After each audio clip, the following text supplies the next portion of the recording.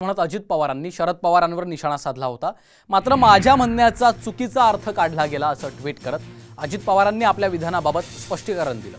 ज्येष्ठांनी प्रकृतीची काळजी घ्यावी असं माझं आधीपासूनच म्हणणं आहे, मात्र काही जण राजकारणासाठी ज्येष्ठ नेत्यांचा वापर करू पाहतात असं म्हणत अजित पवारांनी जितेंद्र आव्हाडांवर निशाणा साधला, तर आव्हाडांनी देखील अजित पवारांच्या ट्विटला प्रत्युत्तर दिलंय।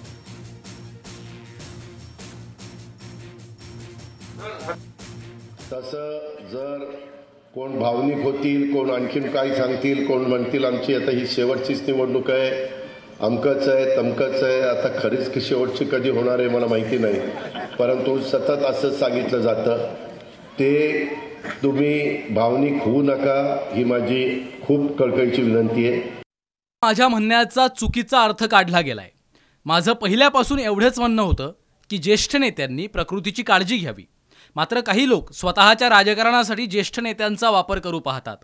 काही लोकांना धचा मा करायची सवयच असते, अशा नाटकीबाज लोकांना मी महत्त्व देत नाही।